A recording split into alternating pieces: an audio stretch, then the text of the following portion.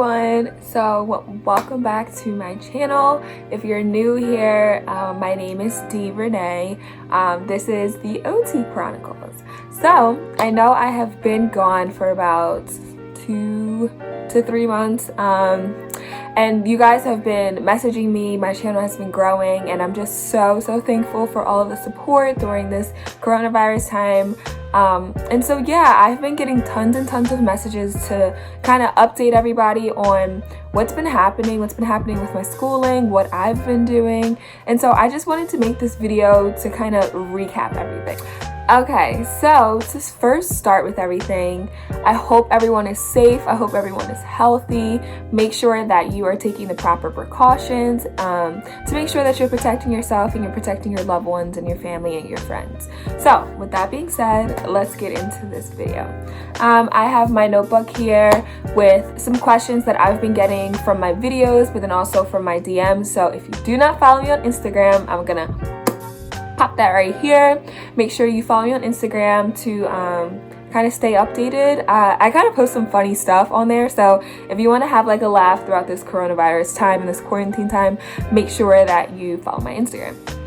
So I'll kind of start with what happened and kind of where my schooling is at now, and so yeah, we'll kind of go from there. Okay, so to begin with, the quarantine kind of like started at the end of March, originally from March 14th to March 21st. I was supposed to be in Colombia. I have been working as a graduate assistant for my OT program as someone who has been kind of preparing for Colombia, which is like a mission trip. We go to Colombia, we give supplies, we help as many people as possible, and it's just a great experience for us, and it helps with opening our horizons to travel therapy. So I was originally supposed to be in Colombia for spring break, and unfortunately that was canceled.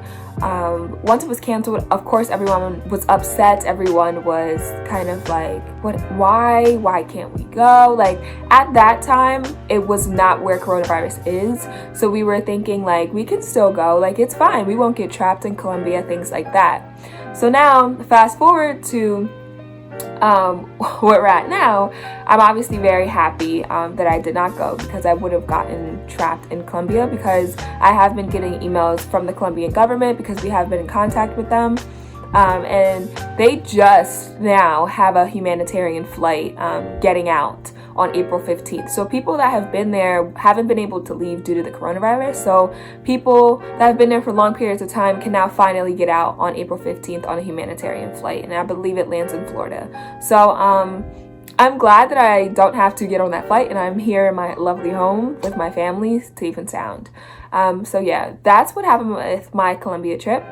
Now for kind of like my schooling becoming online. So it was like a little wonky because AOTA, which is our National Conference for Occupational Therapy, was actually the week after Colombia. So having it be the week after, and of course I'm in an OT program, my professors wanted to go to AOTA, and so did my classmates. So they were originally planning for the next week to be online anyway. So that transition wasn't bad. The transition though to me losing the rest of my final semester as an OT student is hard. It's something that I'm constantly dealing with, and it's something that I think everyone has to get adjusted to. I'm pretty sure that a lot of my classmates are not fully adjusted to Zoom University either, especially being in a health profession, because we don't have practicals anymore. We don't have splinting things and splinting materials and all the tools and things needed to create all these orthoses. So it's been hard, it's been difficult, I'm not gonna lie. But what I will say is that I have been resilient. I have been trying my best with these assignments. These assignments, honestly, they're not for me. Simple. I'm sorry, but they're not for me. Like, I am not someone that thrives online classes. I just don't. Like, I need to be in the classroom to learn. or I need to be like really interested in it to learn. And I'm not saying that I'm not interested in OT, because of course I am. This is what I'm passionate about, which is what I love.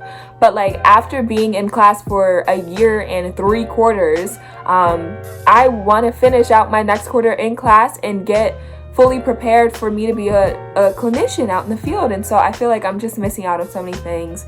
And on April 4th, I was supposed to receive my white coat and finally, after all this time and hard work I've put in, get my white coat. And unfortunately, I don't have my white coat. So it's going to be sent to us in the mail or something like that. And my family's gonna like throw me a little party, quarantine party or ceremony, since I missed it. But you know, those are like big important things to me. And so I don't know, I've been struggling a little bit, but I don't want to sit here and lie, and I want to be completely honest and transparent with you. But at the same time, I will say that I've been getting A's on my assignments, of course. Like, I'm a type A student. I do not play around with my grades, so I've been getting A's on my assignments, but it just feels like it's not the same, and it's kind of hard. And so I'm looking forward to it being over, essentially.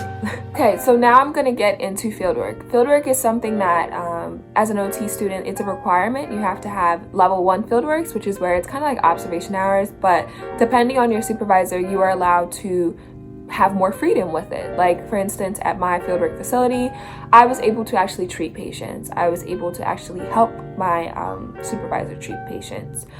She trusted me, and we built that trust between each other. So that is not a normal case, though, for level 1 fieldworks. However, that can be the case in which, and honestly, I feel like for most of my placements, I was given the ability to kind of at least treat once. Of course, there was supervision. It was never alone. My supervisor was always right next to me, giving me tips and helping me and guiding me and teaching me. But it was more than just sitting there and observing them treat. I was actually the one like doing the activities with the patients. So you have that, but then you have level 2, which is what I was going to be doing in the summer and then in the fall, which is like a 6-month period. And level 2 is when you're actually out there as a practicing therapist. You're doing the billing, you're doing all the treatments, you have your own caseload. You're essentially like working as a therapist, but you're not getting paid because it has to be volunteer hours and it's a part of your program. So how has coronavirus affected my fieldwork? Unfortunately, I was kicked out of my fieldwork and I wasn't able to finish my 10 weeks, so I only did 7. However, due to A code standards, that is perfectly fine. Now, level 2, I was supposed to start in May. Unfortunately, that has been put on pause, essentially. We are getting kicked out of placements currently because, as you know, like, they don't want anyone going into facilities as students or anything like that to kind of reduce the rate of the coronavirus. So that pushes back my fieldwork experience that I have to have, and I have to have it for 6 months in order for me to finish my degree. So now it's kind of a waiting game for when I can complete my fieldwork, and it's also a waiting game for when I can finish my degree, first of all. Second of all, sit and take my exam, which is like the boards that we have to take for the MBCOT. I originally, my plan ever since the very beginning was I wanted to be a certified OT before the age of 25. I'm currently 24 right now, and I would have achieved it if the coronavirus have not popped out of nowhere. So my plans are gonna have to adjust, and that's fine. It's a little upsetting. It was like a pill to swallow at first, but it's something that I just have to kind of like work with. I know one day I will be an OT. I know that I will not stop until I am an OT and until I achieve everything I want to achieve. So this just kind of puts like an obstacle in front of me, but I'm sure I'm going to get through it. I'm sure the rest of my cohort is going to get through it as well. Okay, so that's pretty much the update on the coronavirus and how that's affected me. But yeah, so as far as like my job and things like that, unfortunately I was laid off, so I don't have a steady income anymore, but that does provide the opportunity for me to find another job. So I'm gonna make it work. The coronavirus also has forced me to come home. I was kicked out of my university as well, so I am now home with my lovely family, and I'll be here until ever, essentially, or until I move out into my own apartment. I'm trying to finish this degree, and I'm trying to make sure that everything is in place so that I can be successful. Alright, so now I'm just going to be answering a couple questions that I have been getting on my videos and as well as in my DMs. So shout out to you all for giving me some great questions to talk about. So the first one is OT school hard? It depends on what hard is to you. If OT is something that you're passionate about, it doesn't matter if it's hard, it doesn't matter if it's easy, it doesn't matter if it's medium hard or like in the middle. Like, you still got to do what you got to do because you want to get it done. So is it hard? In my opinion, no. But I will say that it's not a cakewalk. It's something you have to put work in so you can be a great OT. And I feel like if you are watching this video and if you are someone that's passionate as I am about OT, then you'll be completely fine. You will be completely fine. Next question, how long does it take to become an OT? So it takes about 6 years if you want to do your master's degree, and it takes about seven and a half years if you want to be a doctorate, entry-level doctorate. So usually how it goes is you go get your 4-year degree, so you have your bachelor's, and then you would go get your master's, or you would go into an entry-level doctorate program. The pay is not different once you get out of school from the entry-level doctorate and the master's degree. So it's kind of up to you if you want to finish your degree and then have experience and then go back and do a postbaccalaureate doctorate, I believe that's called. I may have screwed that up a little bit, but you go back and get your doctorate degree. So you can do that, but you need that anyway to teach in the OT profession. So the entry-level doctorate kind of just gives you more theory-based.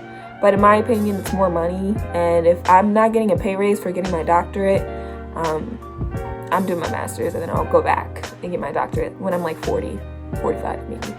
So yeah, that's that. Do they pay you during OT school? Honey, no, they do not pay you. You pay them. They do not pay you at all, honey. You have to get a job if you want to get paid. I mean, there's plenty of my classmates who do not work at all. They take out loans and they live off their loans. Me, I'm not doing that. So I worked throughout my entire time. I had multiple jobs throughout my entire time. I was not trying to take out extra loans to survive myself and survive. I was not trying to do that. So I worked, but it's up to you. I mean, you have to have great multitasking skills. I'm gonna tell you that right now. You need to have a job that's very flexible with you and knows that you're in school and knows that school is a priority. So yes, they do not pay you, honey. You pay them. Can you take a gap year? Yes, you can take a gap year. I know plenty of people who've taken a gap year. There's people in my class who did not get into the OT programs their first round, but they got in their second round. So throughout that year, they kind of just built up their resume. So they did, they were like an aide in a special services school, worked as like as an OT aide at like an office, not a PT aide, but like an OT aide as an office. Did something that was in the medical field to kind of like add something to their resume so that they had better chances of getting in. But yeah, it's on your time. There's been people in the past in my program who have taken a long time, like 4 or 5 year gap, and then went back to go get their master's degree, which is completely fine. So it's up to you, but it doesn't change anything. Not at all. Can you do anything? Okay, so that's the update on pretty much how I've been, where I've been, how quarantine has affected me and affected my OT schooling. And I answered some of the questions. So if I missed your question or if you have any more questions, leave a comment below or go to my Instagram and DM me, because a lot of you have been doing that. So that's completely fine with me. I love answering your questions. And so yeah, that is pretty much this video. So if you really like this video and you want to see more content, make sure you like, comment, and subscribe, and stay tuned for my next video. Bye everyone. Thanks so much for watching.